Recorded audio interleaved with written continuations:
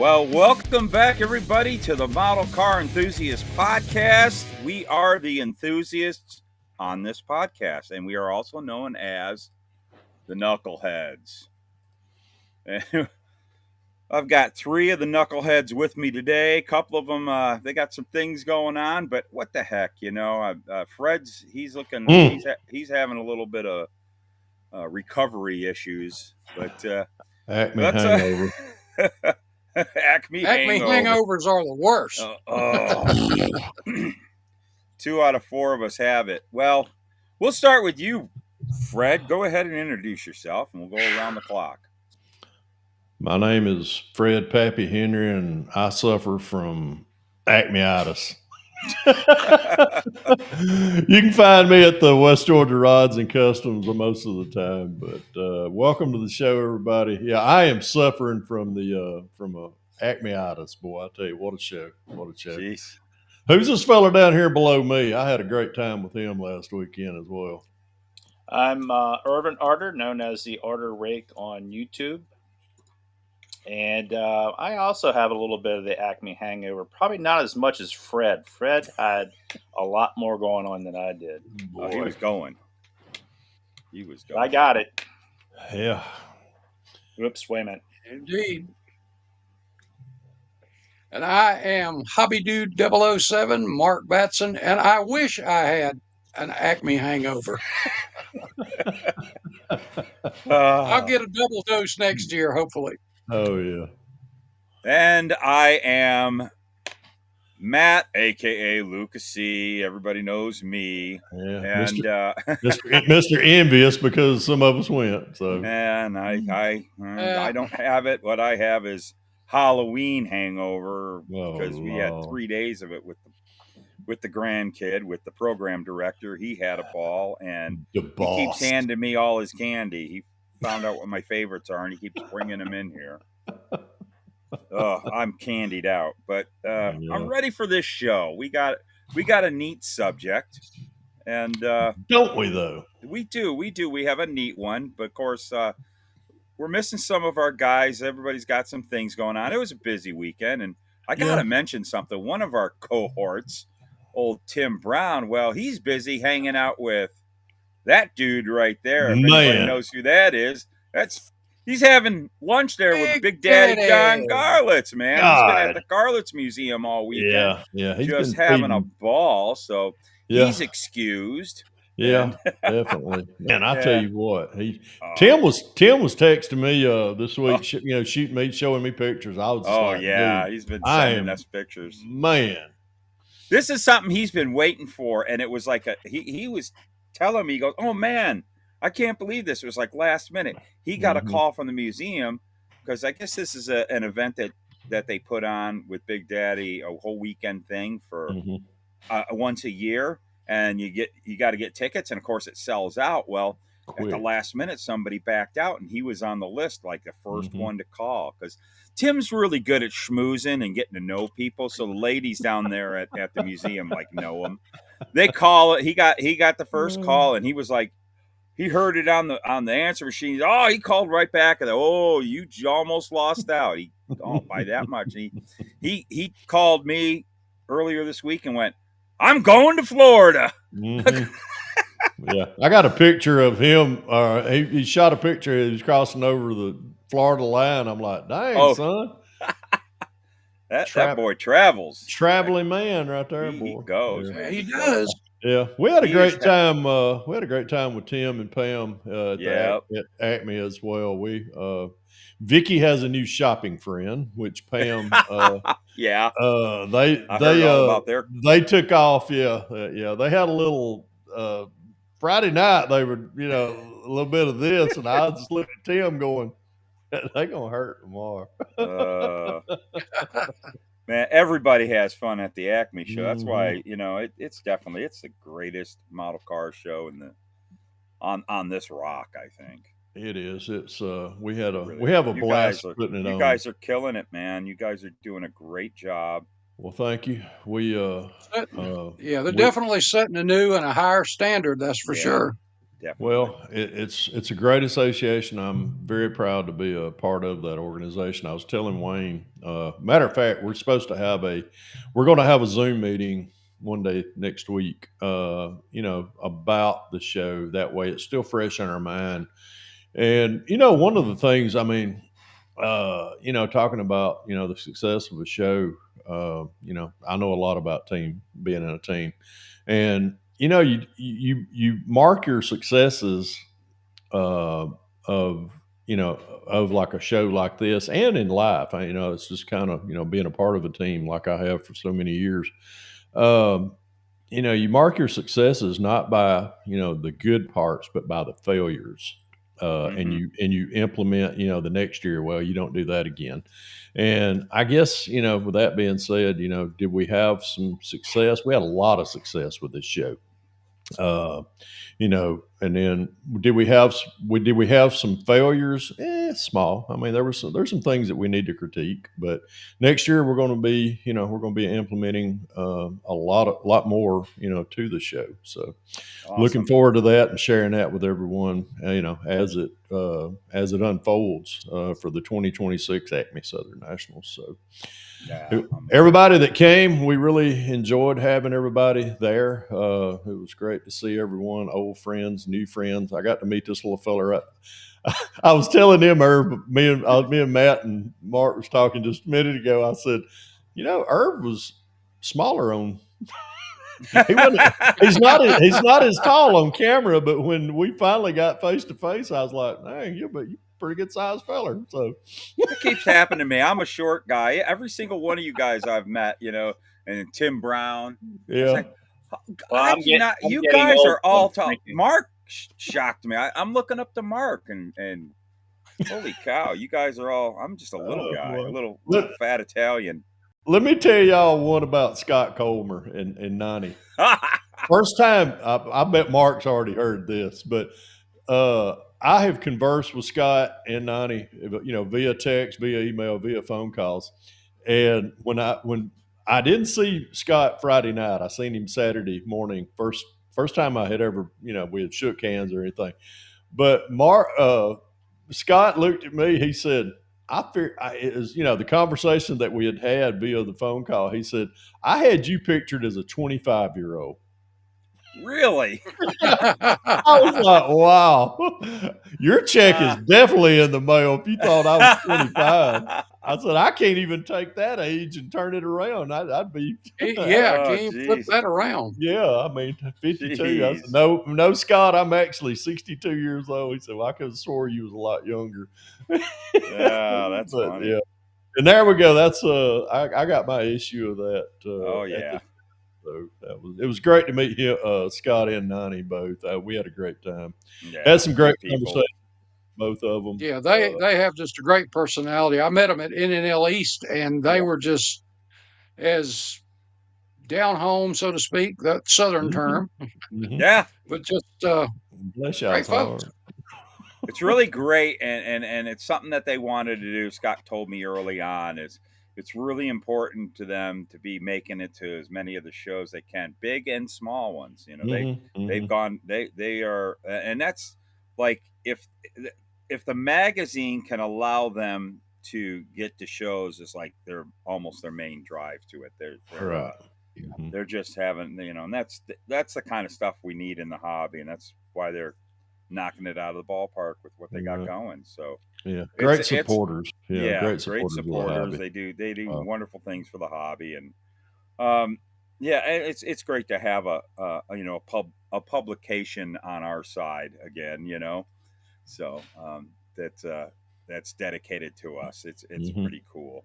Not knocking any other ones; they're all great, but but at one time we only had just a minuscule amount of magazines for the hobby, and then some of the magazines, they were, they covered other genres, aircraft, armor, figures, stuff like that. I mean, I'm not knocking that part of it either, but someone dedicated just to the, the cars and the trucks and the semis and so forth like that. That's just that's really been icing on the cake for a lot of them. Yeah, Yeah. definitely. It's And we had a great turnout. We had at the show, we had Fine Scale, we had Scott Nunny with Auto Modeler magazine. how cool is We've that? got a new magazine that's coming up out of the ground as we speak. So Really? Another one? Holy cow. yeah, I'm gonna stay tight-lipped on That's that one. super cool though. I'm Yeah, glad to yeah, hear that. It's good That's to awesome. know. It's good to yeah, know. yeah. Just like there's 463,000 model car YouTubers. That's fine with the magazines too. And we all have our little thing of how we cover the hobby, and it's just like, yeah, that's cool, man. Yeah. I don't think any of us are competition. We all are doing the same thing together, and we all love the hobby. So that's Mhm, what's yeah. so cool about And it. Yeah, we do. yeah, Yeah. also check the drama at the leave that behind. We Please. don't care about that. Amen. Yeah. Amen. And speaking about drama, let's today's show is about model car drama. No, I'm kidding. Believe me, I'm kidding. No, but we do want to talk about something pretty cool. I think this is a neat subject, and you all know it. You saw the thumbnail because you saw this stupid thing on there. Whoever built that I piece of know garbage. that piece of junk. That is a complete box stock build by our own Mr. Fred Henry here, Pappy. Did some wonderful videos on that and just wanted to prove a point. And of course, well, that dude below there, old Aardvark, he's the Arterake down there. He's got the that cool vet. So I mean, we all dabble in the I know, Mark, you've covered that on your channel. I've talked about it. Box stock to me, and I'll just kick this thing off. Box stock to me has always been something. Well, one thing I've always said, and not that I'm anybody special. I am pretty special in my own head, but helmet. I've always said that a very well built, follow the basics of model building, box stock model should be able to technically win best of show over the most detailed models on the planet. If it's just done right. Has it ever happened? I really don't know. I wonder if it ever has happened. Yes. But I'll tell you, I think it's a extremely competitive class. I think more people should take it a lot more serious because when someone does you're basically tying one hand, all of us, the way we build, most of us who do a lot of kit bashing and do a lot of detail work, it's kind of tying a hand behind your back and building. And if you can pull off a beautiful box stock build, you're an impressive modeler. Even Fred with that, whatever he built. But man, I did create a little drama for my own self. Yeah. There you go. Of course, drama follows me, but yeah. When I announced that I was going to do a box stock build, first thing I was like, what am I going to build? I thought, okay, everybody knows me for Pro Street. But then again, too, I have probably only built one AMT 67 Chevelle Pro Street all the way through. Was it box stock? By no means. I mean, I did the black one, black 67 Chevelle Pro Street for, actually it was a tribute build for a good friend of ours on YouTube,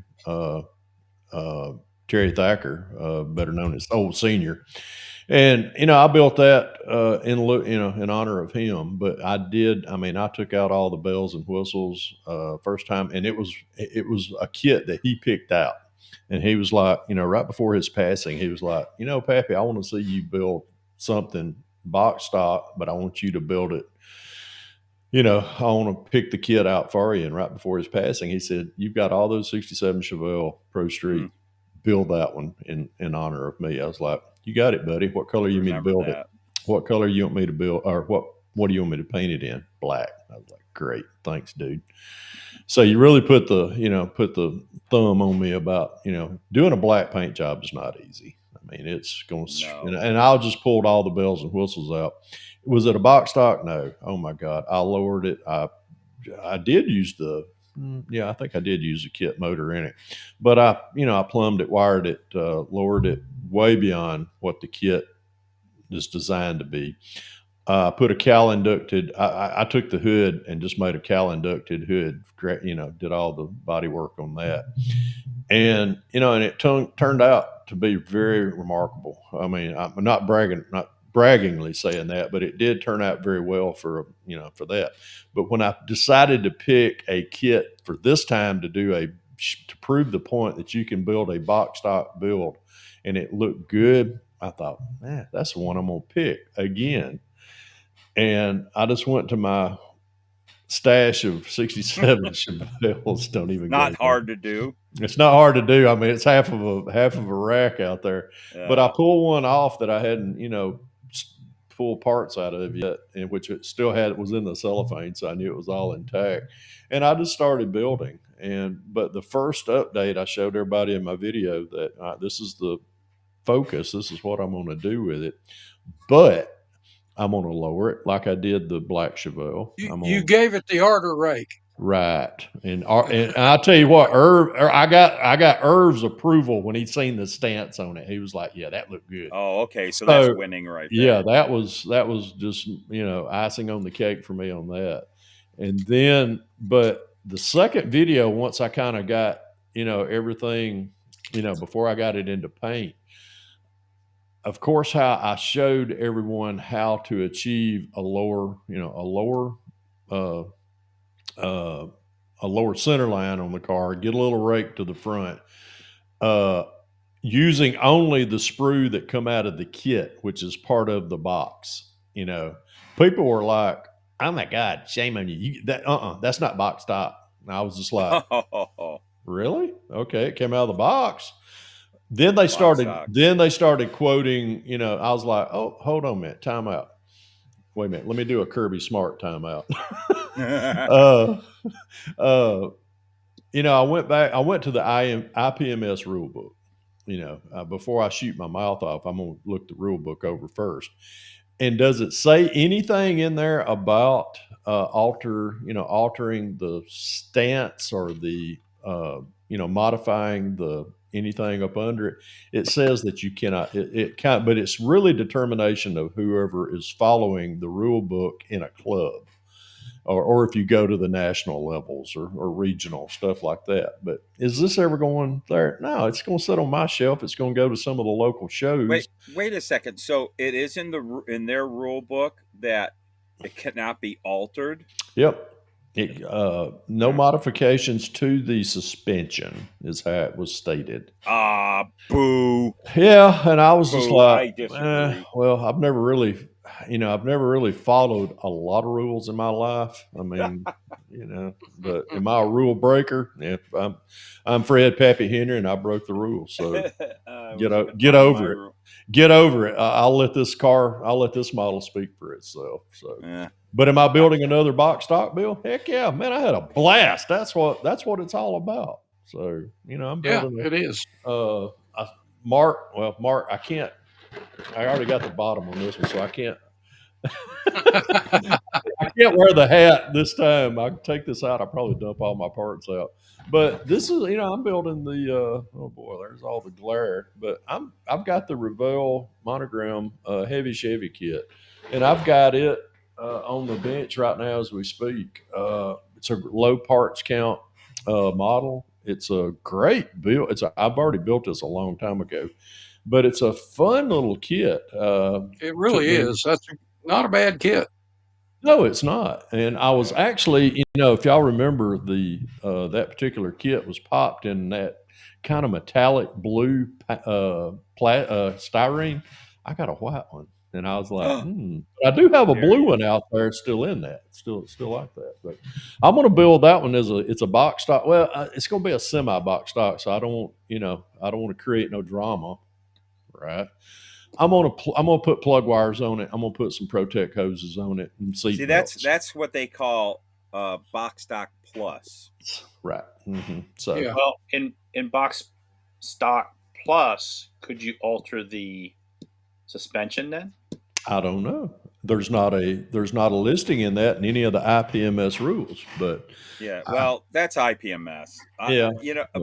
I got to say this about that is like model shows that I put on. I've authored up some pretty good rule books myself, and when I did for box stock, you could all that it matters that you're using only what's in that kit, and Just lots what's of in the times box. I would Even allow the use of bare metal foil, and because I look at bare metal foil as more as a finishing, like paint, because I think if you say, yeah, there you go, that's the way you should be. Perfect, and it fits well. Look at that; it won't fall off. Boy, you ain't kidding. I figure that to me, bare metal foiling is It's a must. no different. If you were to exclude that in box stock, then you need to exclude paint. True. Well, it's like you said, it's a finishing product. Like, Yeah, well, finishing aftermarket product. decals, it's the same thing. It's just a finishing product. And I actually did a lot in mine. I believe I allowed aftermarket decals, but it's the essence of the building, just that kit as it is in that box.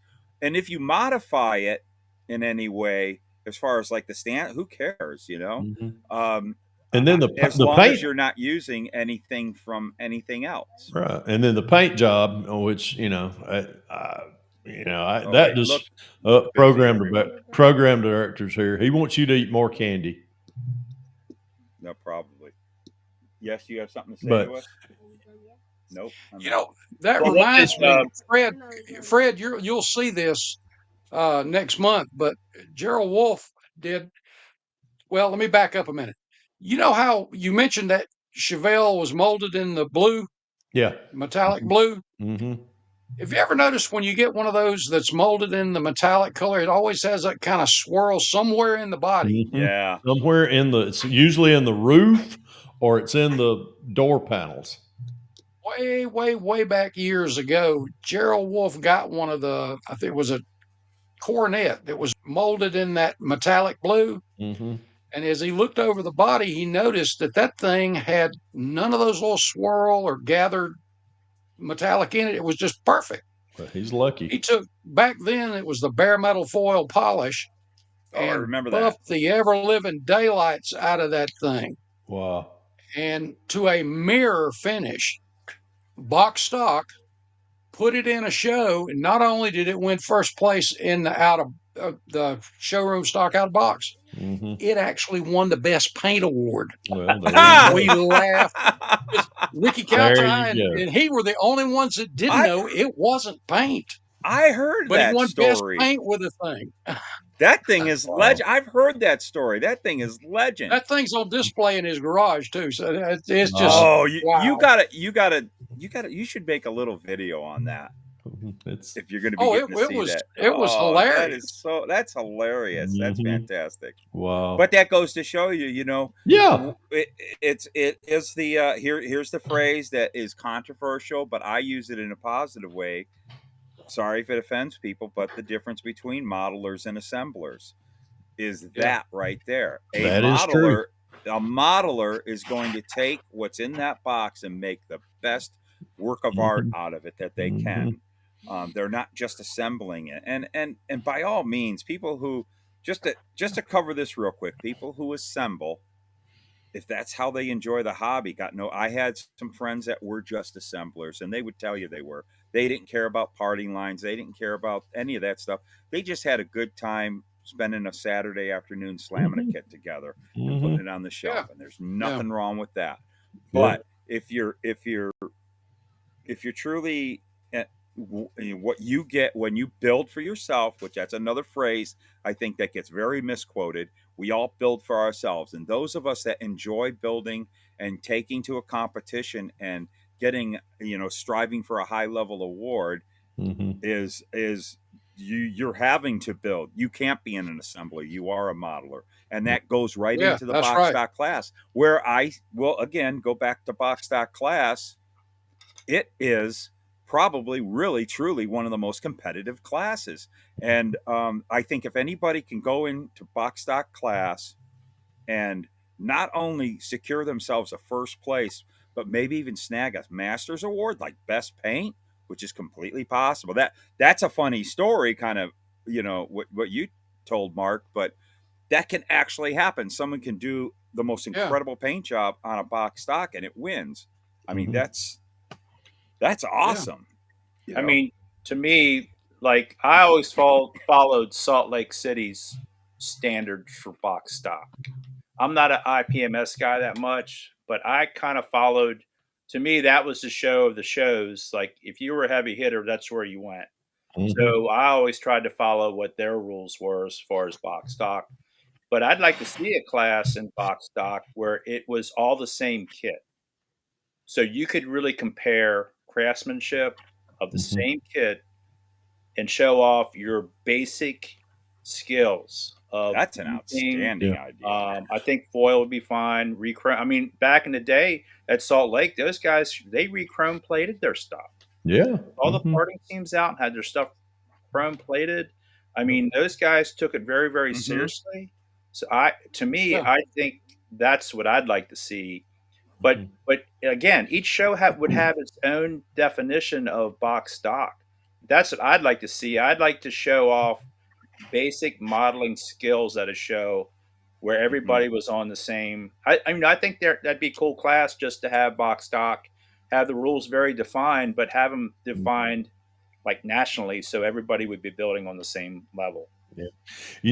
Irv, you may, with that being said, you may get that wish, which with our show, with the Atlanta Car Model Enthusiast, we're an NNL style, which, it's pretty much, we don't have the only classes that we kind of look at are our theme classes, our junior entrance and our, those right there. But this year we kind of, I know with Tim, as far as what me and Tim did, with the 1/12 scale 69 Camaro. It started out as just a buddy build, two guys that, we're going to build something to throw on the table at Acme, only Acme, for the first show, which we started out with a 55 Chevy last year. This year we did the 1/12 scale. I'm not announcing what we're going to do next year for the 2026, but I have it. Yeah, I do have it behind me. Got it in just this week, but I did not fathom to even think that we would have just mine and his on the table. Irv, you was there. You seen that too, grow to 9. That was cool. And we covered that one kit. That one kit. We covered the spectrum from Grumpy Jenkins drag car to a pro mod. Well, yeah, kind of a pro mod. 2 Z28s, a convertible, a barn find, a copo, and then with mine, right there on the end, it was a big Pro Street Super Sport. I mean, my goodness, there was things right there. But next year, and I'm just throwing this out here, kind of as a, we're fishing a little bit. Next year, Tim and I, we've already talked about what we're going to pick. And I've got my kit, Tim's got his, and about 5 other guys have theirs.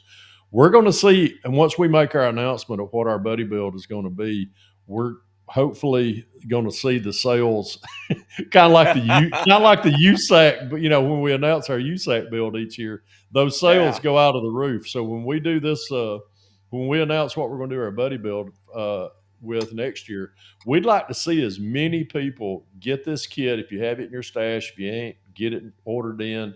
We're going to see how many of this kit goes on the table at the 2026 Acme Southern Nationals. So, oh boy, more to come on that. So y'all stay tuned. Okay. Y'all stay tuned. Me and Tim's going to make that announcement here probably in the next few weeks. So I have to tell you one thing about. Do you remember the yellow one? Yep. That's Leonard Harold's. Yep.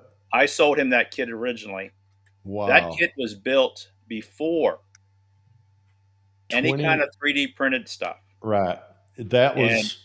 I owned that car I had that car for many, many years. He sold it to me. I had that car. I have owned it for a couple years, maybe 5 or 6 years, and I actually sold it back to him. Yeah. But that's before like like we had the bumper silver on it because that was the original orange version. Right. And they, unless you're sending stuff out to chrome plate, it had really bad chrome on it.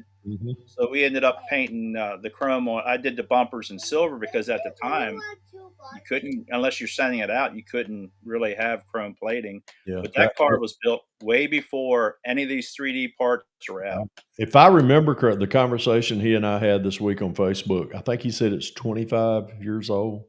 Yeah, it's the original version. I think I owned the original version of it a couple years before I sold it to him, unbuilt. And he actually, I had a 67 Corvette also. He bought them both together. And then that's what he ended up building, was that, because he does the larger scales all the time. Yeah, and beautiful. It's beautifully done.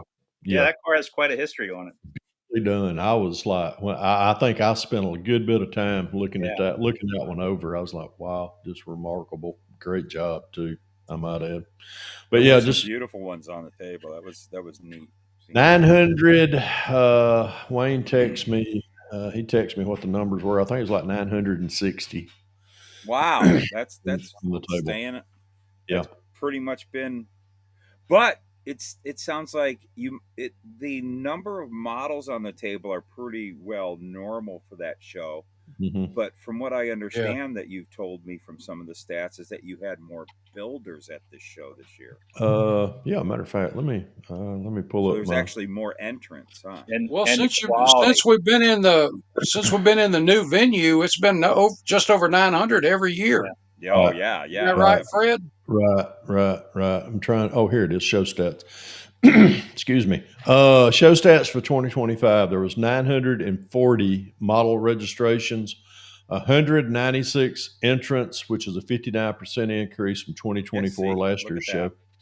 We had 29 states represented, and then we got the list of winners. Things, like I said earlier, we're implementing something new each year. Of course, this year, a couple of years ago, we, brought out a new venue there in Cartersville, which is really just those folks up there at the convention center, the Bartow County Tourism Board. They have really welcomed us to that county. It's been very enjoyable. Our involvement with the Savoy Auto Museum is just a great thing as well. Really enjoy working with them. We've done, we do a lot of making tapes with the Savoy, doing that. But, each year we implement something new. This year we implemented the new registration process, which was remarkable. Oh my God. I had more people give us compliments on how well everything went. Of course, you're going to have a hiccup here and there. Yeah, that's anything new. But we resolved most of those either, the day of the show or the day before the show. We implemented, instead of a top 10, we're doing a top 12 as far as, that we're stretching out, more awards. We started the modeling of excellency poker chips. Those are cool.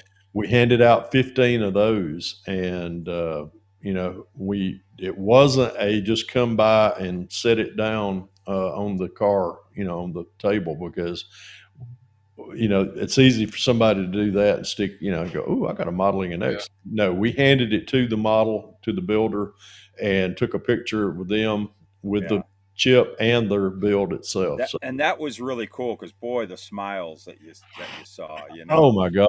Yeah. I don't know if y'all, I got one. Oh, that means nothing. Irv, I didn't even realize until, I've had this Acme hangover for the last week. I didn't realize you only handed out 5 of these.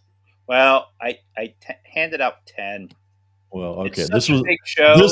This was a sympathy. This was a sympathy one. I threw him a bone.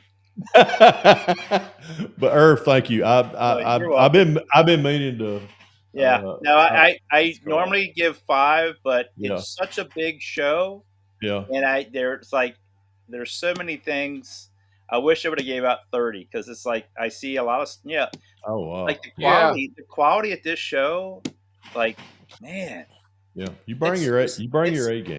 It's overwhelming to see the quality, and there's so many people that don't get recognized because it's overwhelming, and it's just that's what I like about the poker chips too. That if you see something you like and you can recognize somebody with that, that's it. To me, it's all about more for me, it's for the look and the visual look, and I gave mine out to stuff that I like, and it could be the best one there, or it could not be. I just I just picked something that I like, and I know I gave out more than I should, but it's hard. It's hard to, and then I'm doing so much talking and stuff. It was hard to get around to actually spend time to do it. So it is. It is kind of in there. But I loved the registration this year. That was awesome. That went so smoothly. That was very, very time. I had my stuff ready. I just didn't get to go. Well, you got it ready for next year. But it was painless. But well, what you were saying, I typically take 5 poker chips, 4 for cars, and 1 specifically for a content creator that I enjoy watching. And so whoever one of those gets that, but I limit to 4 cars, which is tough. And the way I do it is not necessarily, okay, the best of show, I need to go give them one. No. What tripped an old memory of mine? Well, your Power Wagon. Yeah. I love that thing. In fact, if he turned his back long enough, it might have disappeared. But this thing was absolutely beautiful. And I built a couple of these as a kid, and I love this car. Yeah, Tom and I think I gave you a chip on that one. Yeah, Mark and I are Tom Daniels fans. We kind of like. Oh man, yeah. I built a ton of those back in the day, and I love built. I know they're kind of simple, but you know, childhood memory. It's like I got to. I'm sorry. Oh, yeah. I'm sorry. Well, as I recall, I left you a chip too for that one. That one's just. But that's what gets me is something that trips a memory. Yeah. Sometimes I'll find out it was a junior. Yeah. It was just something where it may not be a really super clean build, but where they tried to do something unique that got your attention anyway. That's the ones I always give them to as well. And the really great looking ones too. But wow. But I had 7. I brought 7 or had 7 set aside to go to Atlanta. Actually, I took 10, but I was bound. I was only going to give out 7. 1 content creator and the rest of them cars. But yeah, those things are cool. But going back to what you were saying, Matt, about the out of box. Yeah. If you keep the spirit of it, that's fine. But I've seen guys like, and Irvin, you were talking about that too. They'll cut the door handles off, shave the door handles off, cut out the little groove where your hand goes in for the button, and then pin them back on and all that stuff. In a way, I worry, is that really out of box? Are we getting away from the spirit of a true out of box build when we do that? That's a line, isn't it? That's a real line. It depends. Like if they're able to keep what was molded on, which is remarkable model building, if they're able to keep that, but if they're having to use something else, or I carved the door handles from some of the sprue from the kit. Maybe they did, maybe they didn't. That could be a thing. Something I used to do with mine. I used to just take the pin vise and drill down the side. I think I would be okay with that. I think I'd be okay if someone left it attached and just drilled it out. Yeah, I agree. But again, I think you have to. I think a box stock. If you're going to have like a serious box stock class. Yeah. Then you need to define what the rules are. Mm-hmm. Yeah, you do have to have some rules. That if you're and you know where it starts. It starts with drilling out that tailpipe just a little bit, and then it just like goes down. Yeah, then you're gone. Yeah. So I think if you wanted to have a competitive box stock class, I think you have to really define what you can and cannot use. Mm-hmm. Don't come up. You're going to have people that are going to take it to an extreme. It's like everything else. Yeah. I remember Salt Lake City a number of years back where the guy, they said you could do the paint. Yeah. And what he did was he took the black tester's paint, and y'all know if you leave that stuff set out long enough, it'll turn rubbery. Mm-hmm. And then he rolled it up and cut it into pieces and made spark plug wires. Well, hey, wow. for the letter of the law, Yeah. that's using paint, which is allowed. Ooh, man, oh But man. that's way out of line to my. I mean, Yeah. again, you're stretching the rules to your favor. Or taking the sprue and heating it up and stretching the sprue and making a spark plug wire or that's really antenna, radio antenna or something like that. Yeah, that's it's creative. It's very creative. Kudos for the creativity, but wow, it's hard to draw the where do you draw those frickin' lines? It's just like something that you mentioned, Fred, was for doing the lowered stance, basically relocating the wheel axles pin or the on pins, on the knuckle, on the steering knuckle. You used you cut a piece from the sprue and use that. So yeah, I mean it's as I dig in the stash, I mean it's relatively. I mean you take, which these are parts I'm not going to use on this build, but I mean you take that one little piece right there. Let me. That's a dang good steering knuckle. Actually, you got you go to this other side and bam, you got two. Guess what, folks? This is out of the box. It is out of the box. But then that could create the argument of, like I said, say someone took sprue and they stretched it out and they made I can see where what you're doing would be acceptable, but I think you got to draw the line of someone. Well, I used sprue and I heated it up and stretched it out and made plug wires. Yeah, I think you're missing the point. Then that's when you're starting to, in detail, enhance. I mean, these can be gray areas that could create arguments. Oh yeah, which would make the class even more fun. I like that. Yeah, that's why. Because that's the kind of jerk I am. When I go to some IPMS shows where they've got armor, they've got aircraft, they got boats. And people ask me all the time, why don't you do you build armor? No, I don't. Do you build airplanes? Yes, I have built some aircraft. I have some aircraft in my stash, and but the second question is, would you show it at a show? No, I would not. I would not even. I actually went to a show one time down in Jacksonville, Florida, JaxCon. I carried actually a vignette that I did of a two small frogmen coming up on the beach. I also carried what did I carry? I think it was an A4 Skyhawk, which was the little 1/72 scale. Oh my God. I shouldn't say it like that. They nitpicked. I mean, I was sitting there going, but let me tell you what though. Let's go over here and talk about the cars that I built. That's a little different thing. And they were just like, they didn't want to hear it. And I was just like, whatever. But do I build? Yeah, I will build aircraft, but no. So Mark, do you have anything else what your thoughts are on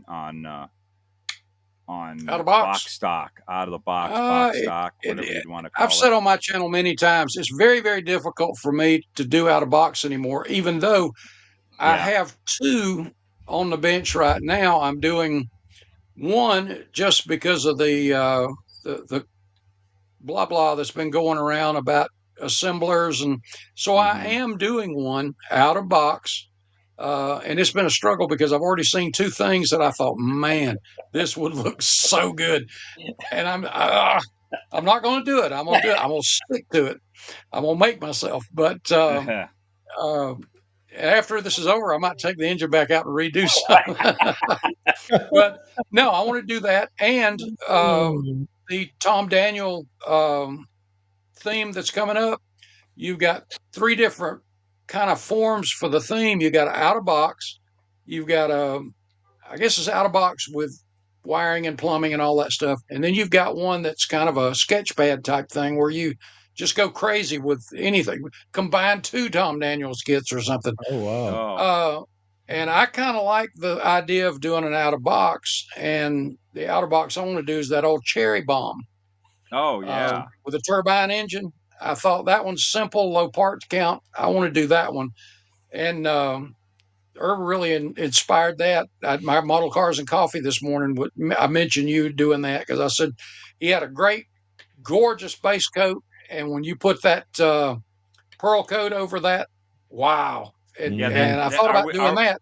Are we talking but about I kind his of got another wagon? idea too. Yeah, So I think I influenced that Mark that day. He bought that cherry bomb, and what else did you buy? Didn't you buy another one? Cherry bomb, and you bought a pie wagon. A pie wagon, yeah. A pie wagon in the spending his money. He bought 2 kits, two bag kits for $10 each. And yeah, man, I want to build a pie wagon. I've had the hankering to build that kit. I've had one for 40 years, and it's in my closet here. And I think I'm going to build that thing. Yeah, especially after seeing that. Out of box, I want to do the Cherry Bomb, so that Dirt Modified and the Cherry Bomb are my 2 out of box, and I just got to make myself do them. The Cherry Bomb will be easier because that turbine engine, the way it sits in there, there's not a lot you could do to it detail wise. Anyway, well, there probably is if I sat and thought about it, but I'm not. I'm gonna try not to. But the other one is I've got something really unique for a Tijuana taxi in mind that's gonna twist it in a different direction too. But got fun. I love seeing these kits, the Tom Daniels kits, or even like your phone booth. Like, when's the last time you? Oh my God! I haven't seen one of those built in years. And to see one built, oh man, yeah, like your you don't phone see booth stuff like that. But it's great. Other than the one I built, other than the phone booth I built in '69 when I first got it, I don't know that I ever saw another one. Yeah, so it's great seeing some of these older abstract kits that it's got me we built as kids. Yeah, and to see them built as adults and with much nicer quality, it's just great to see them at shows because a lot of people don't build them anymore. They keep them for the value of them unbuilt, but it's refreshing to see some of this stuff that we at least our age really associates remember with. and appreciate. And I tell you, I have never been a big fan of the Tom Daniels kits and those types of show rods and stuff. And lately, because I'm starting to see there's so many of our generation of builders that are kind of bringing that back, and with not Mobius, but Atlantis bringing so many of those kits back. I'm now all of a sudden to get an appreciation for them. Like I bought a bunch of them about 40 years ago that were on sale for $2-3 for the parts. And I have that pie wagon left over that I never got into and rated. And I'm like, I think I want to build that pie wagon. For some reason, it seems attractive to me. And it's a great out of the box. Those are great out of the box kits. That's gorgeous. To do that. The only one I ever had was the the Nomad. Looked like it looked like the front end of a Camaro, but it had a station wagon back in Street it. Fighter. Street Fighter. Thank you, Mark. That one. Fighter. That's the only Tom Daniels kit I ever had, and I was just like, you guys? I don't have one. I actually traded it probably for a '67 Chevelle Pro Street kit, but but now I'm like, I could kick myself for getting rid of that. I was like, why didn't I build that? Cool. If I ever see one, I'm gonna probably pay an arm and a leg, but I'll probably put that one in my stash and go, hell, I'm gonna build that one time just for the fun of it. I built a number of the paddy. I think I built 2 or 3 paddy wagons, the beer wagon. Because you can change that thing. Oh man, you got all kinds. That was a cool one. Blue Hill Express. I built at least 4 of those already, and I'm thinking about building another one. And 2, with the technology, we were talking about the phone booth. I mean, I remember when that kit came out years and years ago, and it's was released several times. And then now with the technology of 3D printing, Joel at Iceman, he released that one right there, and I was just like, that and the wow, the uncertainty. Yeah, the uncertainty. Yeah, it brought us a kit that has been unattainium forever. Yeah, I built one of his. I bought one before from a 3D printer, and it was a little bit more abstract. And then when Joel brought his out, man, I was all over that. In fact, I bought 2 of them. But you can see where the inspiration, for that came from. It's where it come from the Tom Daniels, from what he designed many years ago. So, that is one of the hardest models to paint. That uncertainty. Yeah. If you have the dash inside of there and trying to, it looks easy because it's small. That is the hardest car to paint because of all those angles and stuff like that. Yeah, it's got some hard to paint that car. Yeah, well, that's true. It does have some really odd angles. It does. It's one of the hardest cars I think I ever painted because it's not painter friendly, even though it don't look like there's much to it. But that was a hard car to paint. To get it, to get it, nice. What is painter friendly? Well, that one really is painter friendly. Yeah, I can see where that's not. Definitely. Yeah. We were on a hangout. We were talking about undercarriage. A lot of people, they just they spray it black and it'd be done with it. But we were talking about where you got the frame molded into the to the body frame itself.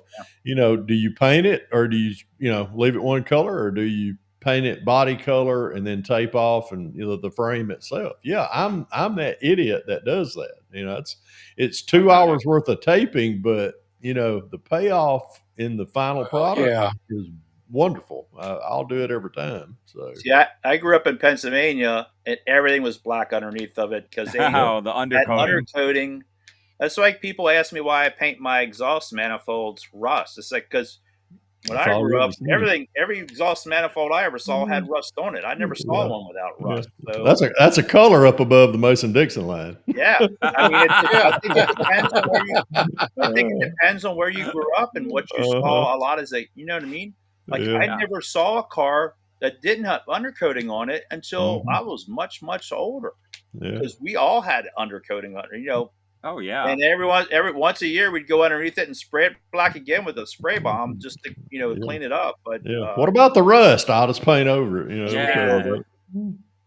all texture. It depends, I think, where you a lot of it's where you grew up and what you saw, or you remember those things. Like if I was building something I had when I was younger driving, that's the way it was. That's the way I had it. So I think it depends on that. But I mean, I agree with Fred that now I do a lot of them that way, but some of them I don't, just because that's the way we had them.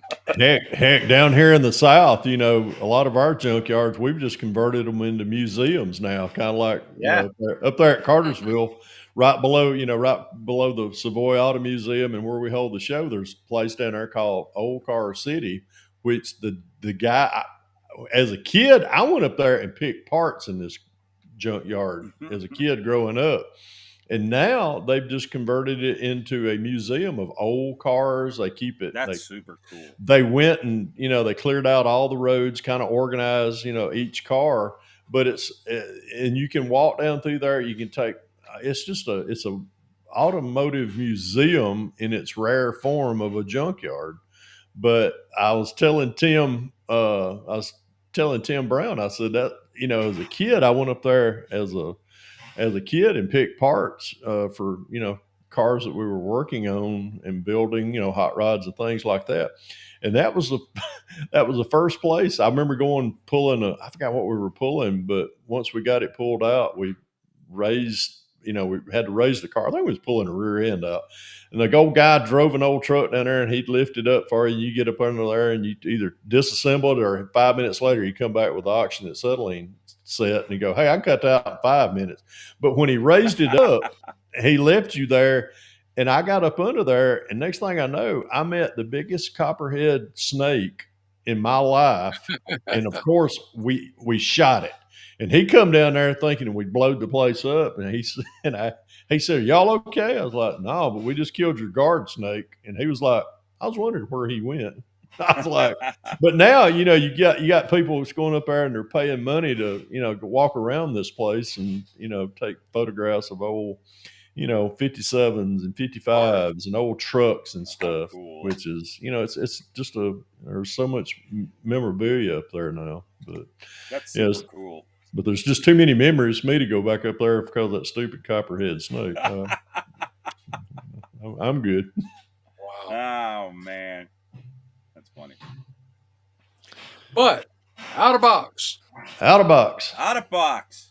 Keep it out of box. Keep it out of box. Keep it the heck out of box. I tell you, man. I'm building out of box. There you go, out of box. That is a great. I think that's a really important and great class at shows. I've always felt that, and I definitely haven't gotten involved in it enough. But I really think that I really think that your abilities in model building really. I mean, you have to. You can't rely. It's a test. You really got to turn it on to build a box stock. And Mark and I have talked about this before. I feel that, since we lost Salt Lake, Salt Lake was always known for that's where that was like the extreme pinnacle of building. And since we lost that show, I still think there's a need, even though we've gotten into these non-competition shows with the NNL style and all that, I still think there's and it might not be a huge need, but I still think there's a need to have a competitive high-end show like that. I think that the builders in the country still, and I think a box stock class at that level would be an awesome thing. Now, it might not be a huge show, but I still think this country has a need to showcase builders who want to build at that level. Like I still think there's. I mean, just to look at the quality at ACME this year. Just look at the quality. Exactly. Oh, yeah. That was another thing. I know Matt and I, we did a video a couple of days before the show where we were talking about, a lot of our changes that we did, we implemented for this year as far as the registration, the poker chips that we're going to be handing out. But we also, we changed our voting style. I mean, it's still NNL, but it's not viewer's choice. It was builder's choice. So unless you did, everybody that came through that door didn't get a ballot. It was only if you placed a model down on the table, you got a voting slip. Yeah. And that's good. We implemented. Toledo used to do it that way too. Yeah. That was Toledo's thing. It wasn't everybody, just the builders. Yeah. Yeah. And it really did. It simplify our tallying. Yes, it did. It was easier for us to tally, out of the 100 and I forgot how many, I can't remember what Wayne said the stats were on that, how many entrants we had, but it was easy for us to tally those votes. Did it create any drama? No, didn't create drama, because really the only thing that it really, we were pulled back in once the votes were counted, and it came down, there was a tie for one of the top 12s. And, we were like, what? How can that be? So they pull some of us back in, told us, give us just the number of the car, because each car had a number. Didn't tell who the builder was. It was the number of the car. And we went out there and we found where it was sitting. It took a little time and thank God all four of them were right within a earshot of each other. And we went out there, and I had to implement something that I learned many years ago about judging a build. And it comes from my old friend, Tom White, old Tom, Rambler 69, which he is a many time winner of the ACME Southern National. He goes home each year with he brings a beautiful build to the table, and you can bet your money that he's going to probably carry one of the honors of top 12 home. And he did this year.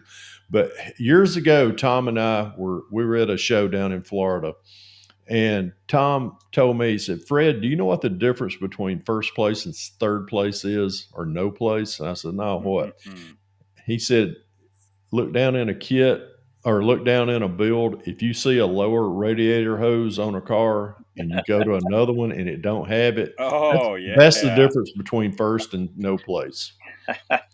I agree with that one. Did I implement that in this when I went out to look at those cars? Well, I did look for But I did look at, between the four that we were trying to look at and judge equally. I looked at, well, are all, is everything in place? Yes. Is there mold lines? Okay. Is there, craftsmanship, paint? The one thing that I saw, and I hate a rivet counter. I hate a rivet counter. I mean, I'm just going to call it what it is. But I had to turn into a rivet counter. Was it a rivet? No. Was it a bare metal foil issue? Yes. That's what I found. I put enough bare metal foil on my life, not to say that I'm an expert, but I know what to look for. Yeah. And I seen a gray area in the bare metal foil, and I said, that's the least I can find right now. I'm sorry. So, Yeah. It's always sometimes. Now, I've been to shows where thing. Been to shows where there was a tie like that, and nobody could make up their mind because it was even. And somebody said, "Well, here." And they took out their phone, and this is how recent it was. There were phones then. He pulled up the firing order on the distributor for that car and said, "Okay, let's look at it." I'm like, seriously? He said, "Yeah." Wow. And ever since then, I'm not kidding. Ever since then, I'm absolutely make sure my firing order is correct. Me too. Look what I have by my bench. Look what I have by my bench. Yeah, there you go. There you go. I've always been one to not worry about the firing order anymore. I used to, but maybe I better change that if that's what I was trying to remember just recently. My really super in detail bills, I usually will look for that firing order, but a lot of them I haven't. Yeah. But I do now. When I built the 32 3-window Pro Street car, which I used to, that car didn't come with a Boss 429 in it. Trust me. But I had to look the firing order up for a Boss 429.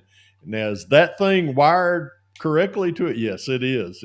I mean, you can check that firing order on that, and yes, it is correct. So, but yeah, that's I've just started doing that. So. I gave up on firing order after this one model. I just snipped the wire too short, and I had to swap so that killed the firing order.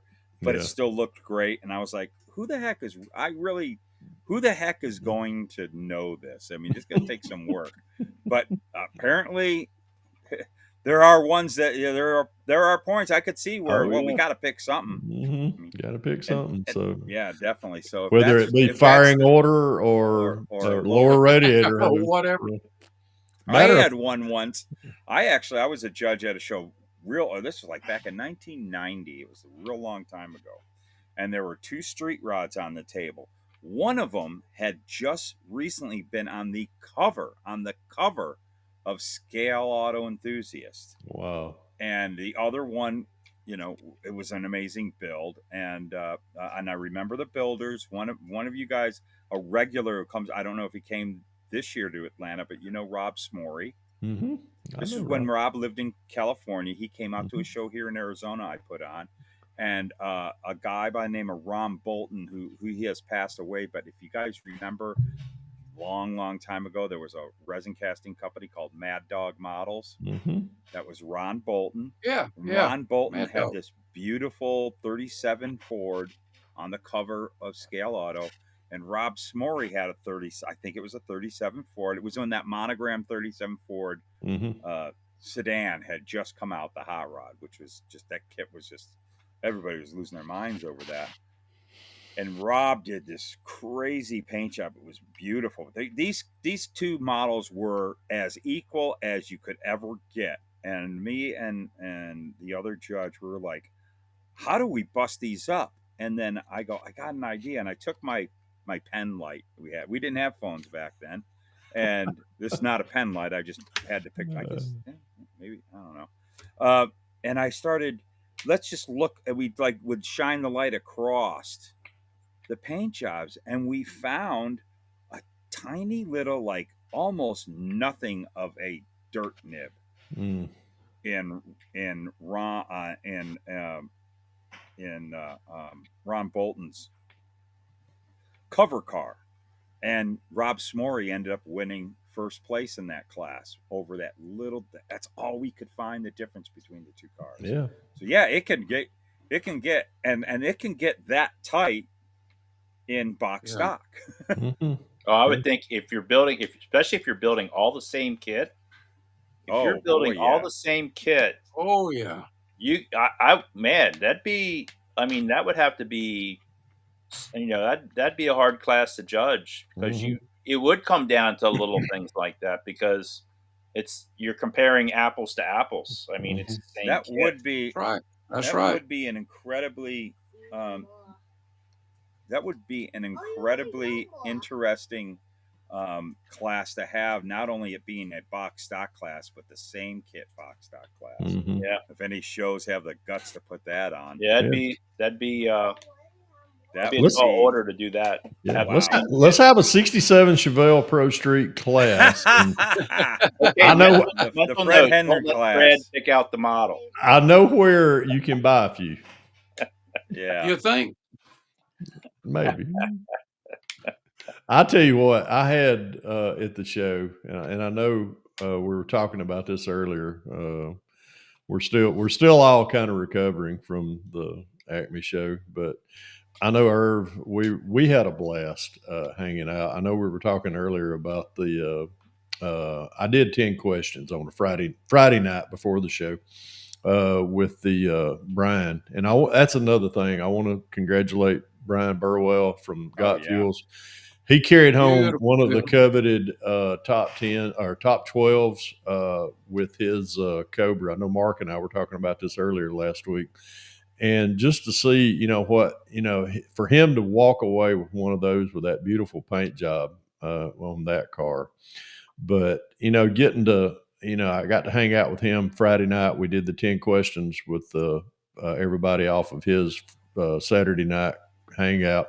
I had every intention on Saturday night doing we were going to do another 10 questions. Irv had an invite to it. Jeff Lawless, he had an invite. I had already had a panel picked out, but by the time Tim and I did our final video on our 69 Camaro, I was wore out, and I had to. I went around and I was having to beg forgiveness because I really felt bad not being able to do that. And but I think everybody. I don't know if everybody was sympathetic with me, but I was wore out. I was tired. By the time we went back to the room, when my head hit the pillow Saturday night, I don't know what time we went to bed. I was out. Vicky and I slept in the next morning, and then we packed up. We almost went out the door right as it was. But we're probably going to have to pay for another day, but. Off to the Waffle House we went, but it know what I liked about your interview, your 10 question interviews? You had some different guys on it. It was refreshing to see cool. some guys you don't normally see. Right. A lot of these times we get together, a lot of us are repeating with guys, and it was nice to see you had guys that normally don't get a lot of exposure. Yeah. I really enjoyed that, actually, those interviews, because normally people that I don't normally see too much. Yeah. So I really liked that, what you did. That was really good. And with the number of content, the number of new content creators, that gives them not only that extra look, but we get a fresh perspective on stuff too. Yeah, I enjoyed that. I thought that was really good. And there was a lot of YouTubers down there. It was amazing. It is. It's becoming, I say, a social media mecca, but I mean, it's, years ago when I first became a content creator, there wasn't, that many around. I mean, there was, I look back, now I'm one of the old farts of YouTube. But I mean, there's, some of the guys that I watched years ago, the Chevy Cheeseburgers, this guy right over here, I don't know why he got hooked up with me, but I watched his channel, CT Speed Shop. He was another South Carolina builder. Fast Jimmy 71. Oh my God, we thought he was going to be able to make it down, but he had some health issues also that kind of held him back. But those guys right there were the guys that I looked up to, and why. I don't know why people look up to me. I guess it's because I'm 6'3". Yeah, that's that helps. somebody. Somebody at the show looked at me and Brian and Tim Brown and said, "Are y'all old NBA players? Because we're all tall." Really tall. No, we're not old. No, we never. I can't even dribble a basketball. I'm not that coordinated. But we're not old NBA players building models. He's taller than me. Matt, how long have you been on YouTube? In October, it was 8 years. What? 8 years. Fred, how about you? Hold on, I got to pull mine up. Let Irv go because I know his numbers. I've been on like 9 months. Yeah, he's the young fella. Yeah. Hold on, Mark. I'm pulling. I'm a newbie.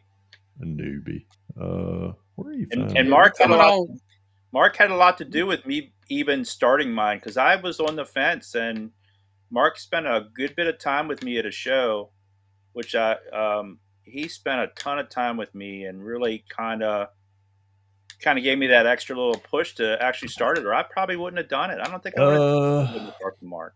Oh my God. I joined YouTube December the 17th, 2016. Really? Yeah, so going on. You've been around a long time too. I'm in my 5th year, and it probably could have been longer had I listened to Amanda, because I'm watching some of you guys, and Amanda's going, "You're retired now. Why don't you do that? Why don't you do that?" And I'm like, "Nah, I don't want." I thought it was a whole lot more work, and it is a little work. Yeah, but it's not for the rewards of it. The people I have made it so much. Exactly. So much. Isn't that how you and I became friends? Didn't you contact me asking for advice? Yeah. And finally, that's how I got started. Was Amanda kept pushing, and I got a hold of Matt, and I said, "Hey, here's my phone number. Give me a call." He called me, and I said, "Look, what's involved in this thing?" And he did. From there, Matt didn't push me; he shoved me.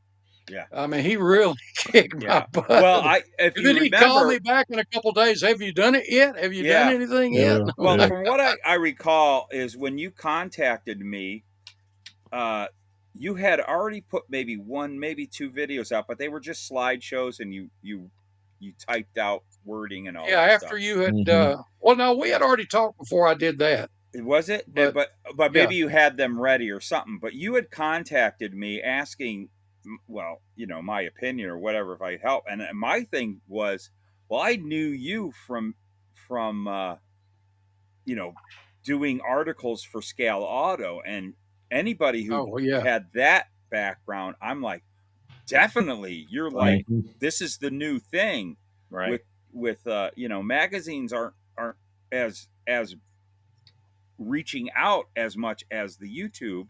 We definitely need you people who were doing that to come on to YouTube and take over that media. Yeah. And it was like, it was like a no-brainer. Because about the same time you contacted me, Clay had contacted me with asking for the same advice. And, boy, Clay's Mustang at the show. Oh man. Wow.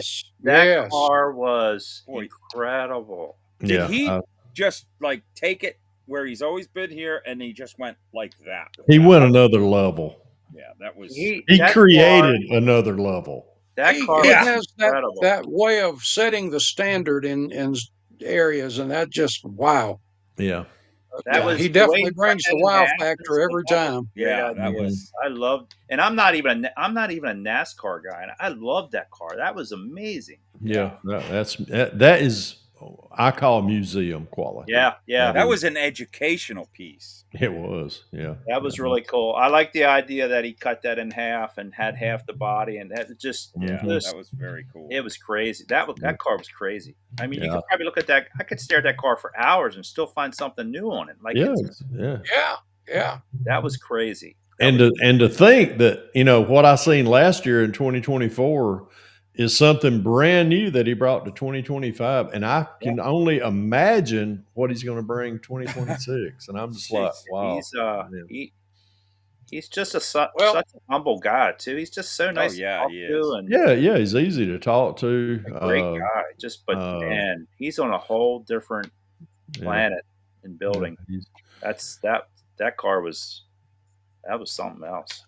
But I Yeah. know me and Mark was talking one day this week, and we were talking about basically how what got us all involved together as far as the friendships. I mean, I could go and win top 12 at Atlanta, and I could care less.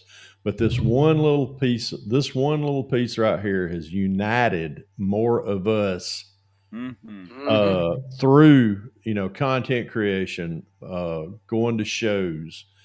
I've met more people through this one hobby, this one little piece of plastic. Oh yeah. Could I win? What would I rather do? Win top 12 in Atlanta or at ACME, or hang around with you guys? I won top 12 at ACME this year because I got to hang around. I got to meet this little feller right down below me, which he wasn't really that little once we got together. But it's friendships, the fellowships that we get to share at these shows is what is so monumental for me. And and do I walk away with a high? Yeah, heck yeah, man! I tell you, I have just been. I went to work Monday after the show, but I called out Tuesday because I was tired. I heard you say that you did that video. That's when you showed your '67 Chevelle. And I heard you say that, and I laughed. So, wow. Slacker. Go to work. No, I don't have to. But I was tired, and I was sharing with Mark and Matt a while ago before we got on here. Irv, you don't know about this, but I had a little health scare last night. I thought I was having a heart attack, honestly, and I did go to the ER last night. I didn't get home till about 2:00 this morning.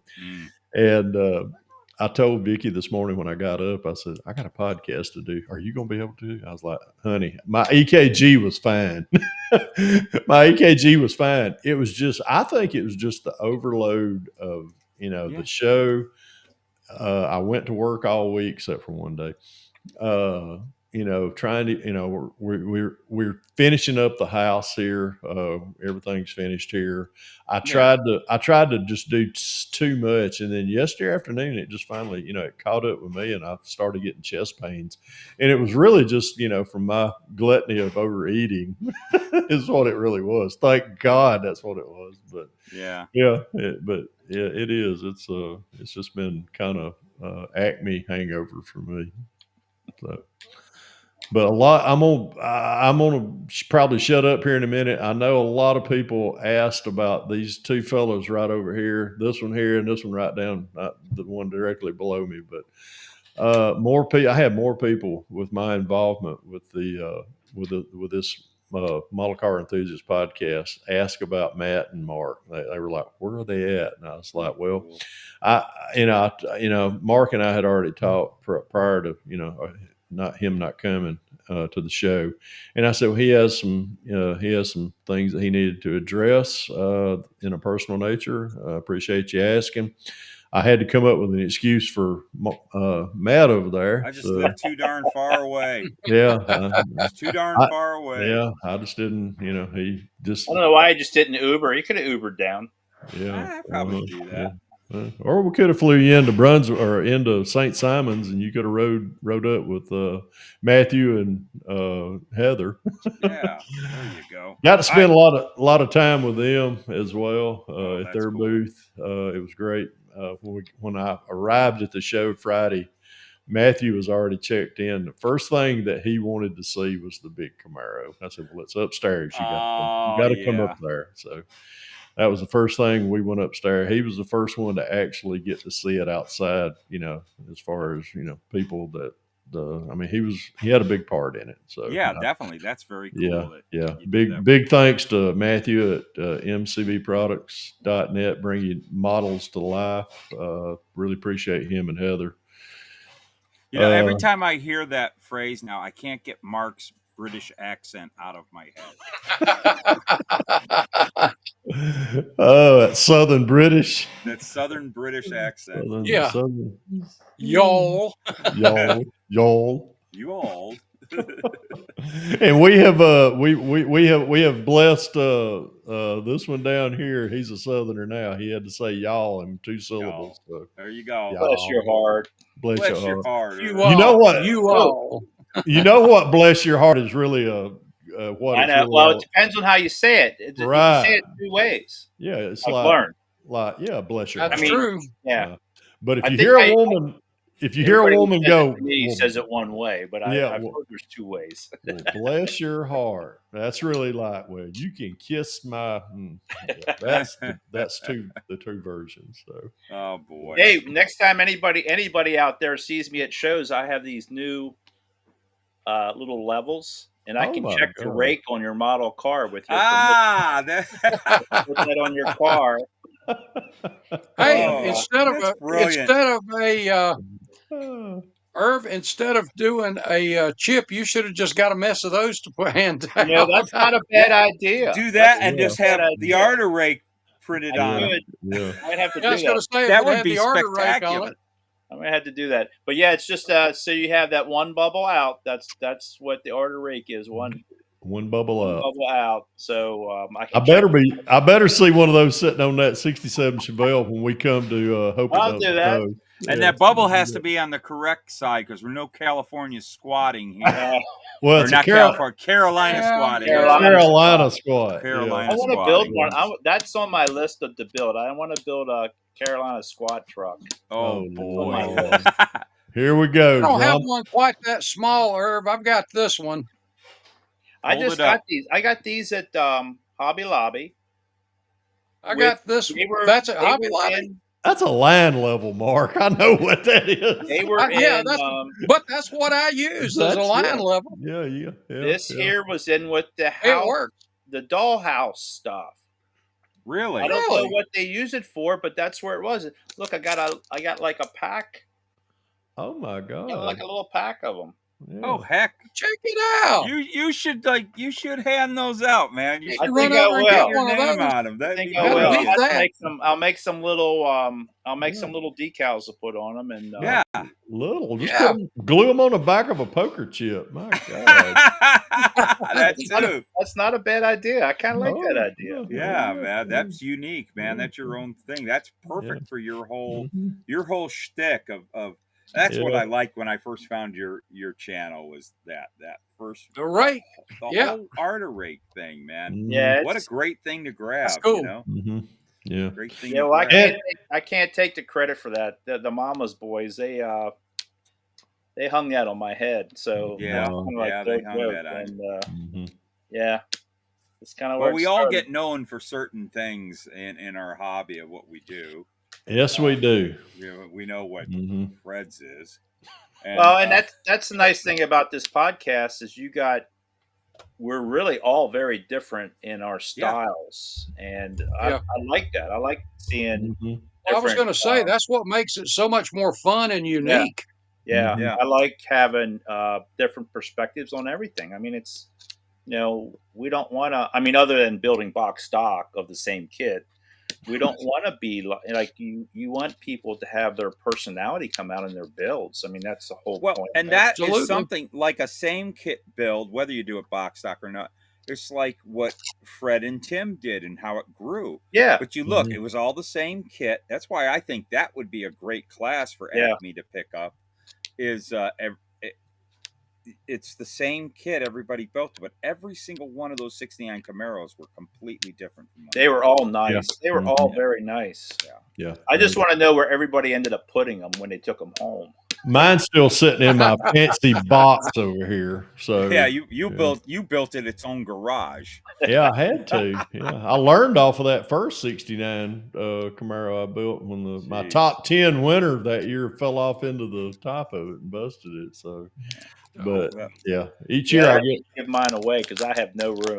I can hang it on the door. I can hang it on the door, maybe. Yeah. Oh man. Well, once we get in our new spot, we get our. That's one of the things I'll be doing is my dedicated. This is my dedicated hobby room right here for years, but we're going to be looking for a 4-bedroom, 2-bath house because one of one's going to be my dedicated build space, but I'll have all my builds back up again. I've got to build. I do woodworking also, so I've got to build a case for that 1/12 scale to go in, and it'll go up on the shelf as well. But that'd be cool. That would be real cool. Definitely going to have that, and Vicky's going to have her little sitting room, her little study, and then we'll have 2 bedrooms. That's nice. So. Yeah, you got to have those places. Yep. Well, guys, I want to just real quick. Let's all do our little closeout and our opinions. Just finish it off. So, yay or how you feel about the box stock thing? What's your thought? Fred, we'll start with you again. We'll go around.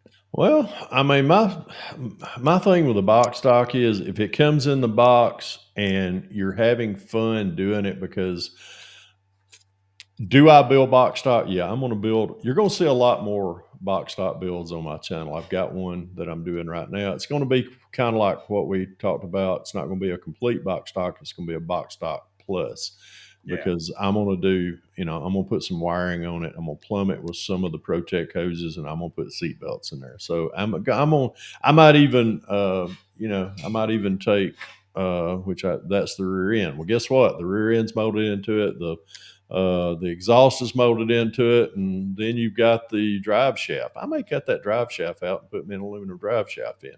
Is it still going to be box stock? No, it's going to be box stock plus. Yeah, there's going to be a couple of added things on there, but you'll start seeing a lot more box stock plus or just plain box stock. Oh my God, that 67 Chevelle. It was a breath of fresh air to be able to do that. Thank you. And we'll show it again.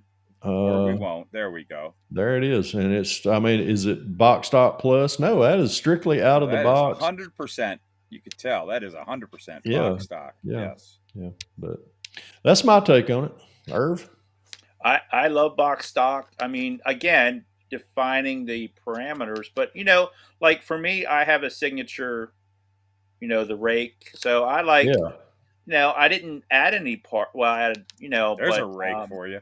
That one is box stock, but my other one, I modified it, but it wasn't going to shows to enter in contest. I basically built it for an online box stock build, and I did modify it a little bit. But again, it's if you're having fun doing it. But I would love. I mean, I would love to see a class somewhere that would have a competitive box stock class like Salt Lake had.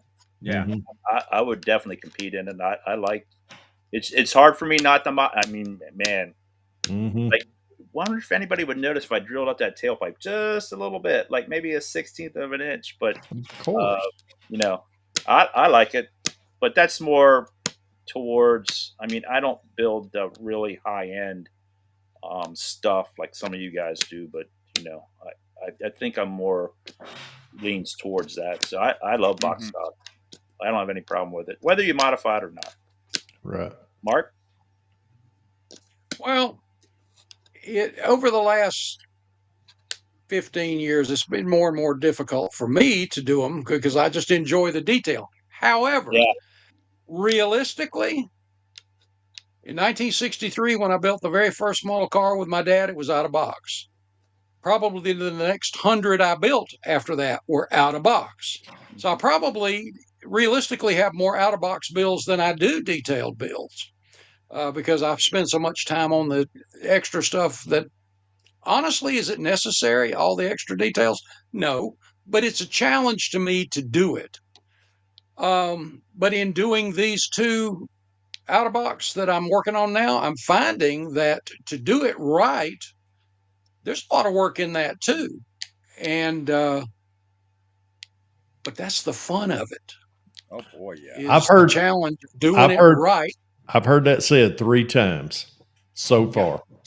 Do it right and have fun. And, like I said, I've done more out of box realistically than I have otherwise.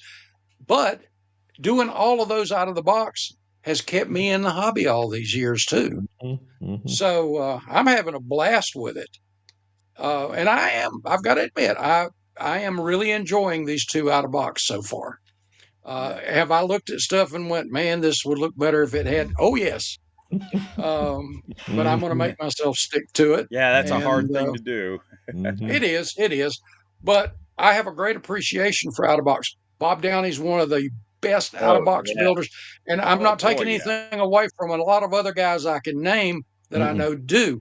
But Bob's stuff, that's some of the cleanest, smoothest, best researched out of box stuff that I've ever seen. Yep. And another one of my Acme buddies. Yeah. Yeah, Bob's really good.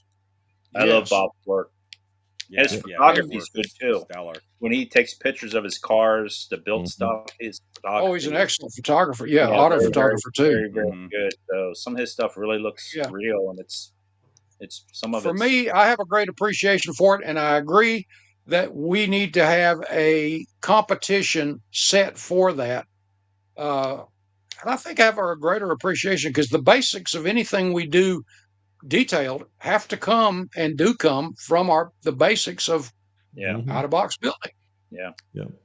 Exactly. And I'm sticking to it. That's a good one. Well, my thing with the box stock is I've always felt, and just calling back here is I really think that it's a more competitive as far as a class at shows than people think it is. And I always felt that it was a very important class to have. Every model show that I've ever developed or been a part of, I've always championed the out-of-box class. Like that was always the one that we got to cut some classes, and that class gets cut out of a lot of shows, and I think it's too important. And it's not, and then it also gets looked at, I think, wrong, where you have a lot of I guess event coordinators or whatever you would want to call them, people putting on shows, or clubs, or they have a tendency to look at box stock as an entry level type of class, and I think that's incorrect. It's not an entry level class, and that is an incredibly challenging class because you have to rely, if you're going into it as a competition, and I'm talking about your typical judged shows with first, second, and third. You have this class. You're going there to compete. You have to have your A game on even more so because you don't have the aftermarket to lean on. And you don't have the extra detail to lean on. Yeah, there are some here's the thing, you get, I'll get one of them out of the box plus kits, that come with their own wires and all that, there's been that. Yeah, there's been a few. Monogram used to do those. Really, truly, though, most of the time I haven't really seen that be an issue. And of course, when you do out of the box, you have to have the instructions sitting there with the kit, with your build. That's always been kind of a standard in the rules. But to me, I think that this class needs to get looked at a little more seriously and kind of get talked about more, and realizing don't treat it as like it's for the entry level builders. Not that it's not, but I think every class, you got to be an entry. You got to come in to your first show and just throw it on the table and learn, no matter what class you enter. But the box stock class shouldn't be promoted as, well, here's something. I'll build box stock. It's easier. In a way, it should be harder. So that's kind of always been my take of where I've always wanted to elevate box stock class to, is a more serious, and as Irv put, that was a very serious class at Salt Lake. And I've always used Salt Lake as like kind of the standard in any show I've ever developed. And I just believe that competition shows are good for our hobby. I don't care what anybody says. And I've met some of the greatest people, some of my best friends. I have one friend in my life that isn't a model builder. Everybody else is. And it's just where my life has been. So the big part of the hobby, before we had all this media, was the shows. We went to the shows and met our heroes that we saw in Scale Auto, and became friends. and learned. And to me, the model shows were the glue that kept this hobby going over the years. Yeah. And then this thing called social media, YouTube, Facebook, Instagram, that it really just enhanced excelled it. Yeah. It blew it up. And it has made the shows better because now, people get to learn more about these shows, see them on social media. And that's I think social media is what's helped create and blow up Southern Nationals. Yeah. And why it has kind of become, well, all of us content creators, that's the show we aim to go to. And we all kind of, that's our 1 year, that's almost turning into like our convention. Honestly, it is. Yeah. It is. But it's kind of turned into which it's just after ACME. I knew naturally that was going to happen. This podcast was also talking a lot about ACME and shows. But it then all again, kind of too, goes together. it stimulated a lot, and I've seen this happen after not just the ACME show, but other shows that I go to. Yeah. Someone that's wanting to get back into the hobby, they're getting, there's a model show. Well, I go to it. Next thing you know, they're buying kits again, or for the first time, and it's stimulation for the hobby, for the club that's hosting it. But it's I've seen more people, this week that came to the show, post on Facebook, "Hey, I'm just coming back into the hobby again," or getting into the hobby because of going to this show. We're talking about box stock, and I'm gonna shut up. But of course, we're talking. These are the instructions. This is for the. I can read. Come on. I mean, it ain't just the flipping pictures. I mean, come on. But I was reading this, and our friends at Revell Monogram for this build that I'm doing, they kind of set us up to fail on box stock. Let me read this, and I quote: "This is the Chevelle Street Machine made model kit number 2715 Revell Monogram. This kit has been designed to be assembled in one of three ways: stock, street machine, or drag strip racer. Decide which version you wish to build, then study the instructions carefully before you begin. This model, don't get ahead of me, this model may be assembled according to your personal taste." Well, they set us up there. "As additional parts found on today's modified performance cars are provided, you may want to save the remaining parts for use on future builds." Ain't that something? They set us up to fail because that opened up a whole new kit bashing for us kit bashers. Thank you, Revell. Thank you, Revell. Anyhow. Always setting the standards. Yes, sir. Well, this was a great conversation, great show here. It has been. I want to thank everybody who tuned in, watching. We have absolutely been getting great views. The past three, every episode has gotten more views. It's killing it. And please, if you listen on Spotify, give us the 5 stars, the 5 thumbs up or whatever. It helps get the show rolling really good over there on Spotify and other podcasting, whatever that stuff is. And of course, we are over here on the Luka C channel on YouTube, and boy, we've been getting great comments down. We all read them. We all like to answer you all. So please, down in the comments, get involved. We love to hear your story, your take on the subjects we talk about. We love it. And we'll just keep making these videos, these podcasts, because we love it. It's fun. And this is the boss right here, and he tells us we have to. So he's been on my back the whole session. You notice that? Man, I'm glad he's on your back, not mine. You guys are so lucky that you are not down the hall from his office. That's all right, though. We're just a phone call away. So. All right. So, everybody, thank you all for listening. Thank you all for watching. And, we'll be back in a couple weeks with more of this crazy model car talk. Yeah, brand new topic, model car talk. Why do we do it, guys? Why do we do this thing? Because it's fun. That's right. All right. We'll see y'all later. And, well, heck, hey, Irv, you say it. Say what? Say, I got to guide him, everybody. I'm old. I don't have a good memory. You can leave Say him it, to Felix. Say it. There's a push. There you go. Here's the producers. He gets a check this week. Here's He the gets the check. producers. We're all fired. You guys, you're done.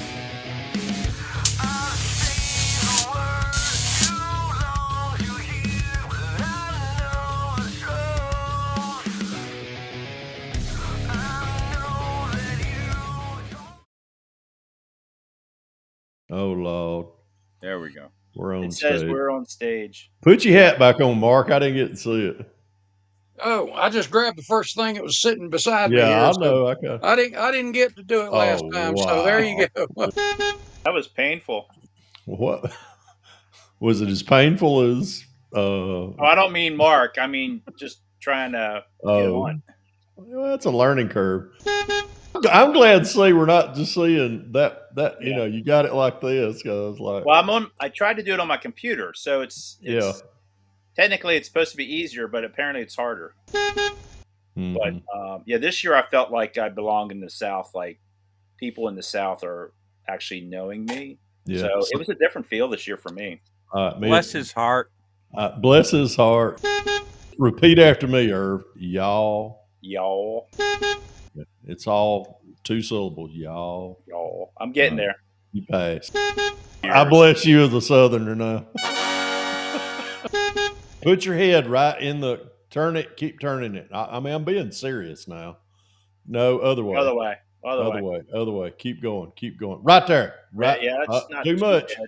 Don't put your head toward the air conditioning. Keep going back toward that corner. Go back. You want your head in the corner. Yeah, put your head in the corner. Would you? No, other way. Right there. Perfect.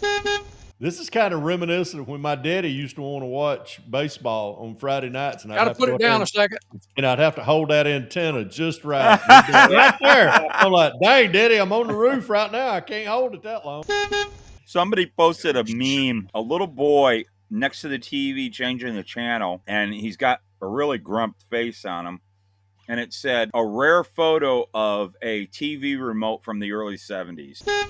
I remember Mom and Dad the first time. I mean, we were, I wouldn't say we were dirt poor, but we were, we were poor, but we lived on a farm. But I remember our TV, we only had 3 channels. It was channel 2, channel 5, channel 11. That's all we could get. Thank goodness. I didn't know what, UHF and VHF was all about. But anyhow, when Mom and Dad decided to go to that great big console TV, we went up to pick it out, and the guy told Daddy, he said, now this is the real nice, the best, blah, blah, blah. But if you want a remote, it's extra. And Daddy just looked at him. He said, hell, I don't need a remote. See that boy right there? That's my remote. That was like an extra $100. Daddy probably did the mental math and said, heck, he only gets $3 a week allowance. Heck, that's a lot of remote there. It's better. It's better. Just keep your head in the corner, Mark. Don't move right there. Right there. Yeah. It's really good. Yeah. I need to grow you a wig too, because he's still getting a lot of glare off. There's a guy I work with, Mark. He is follically challenged, and when I go get a haircut, I'll just look at him and go, "Hey, Dave, you me sweep you up some hair seed when I come back." If I take my favorite Krylon flat clear and spread on my forehead, all the glare goes away. That's about what that stuff's used. Oh, never mind. But I would rather you use Rust-Oleum. Wait a minute. Are we ready to start? Oh, wait a minute. I gotta put my Acme hangover glasses on. What is Irv doing? Oh, there he goes. I'm the visual effect guy. That's a wrap. Oh, that's Lord. A wrap. I got the clap again.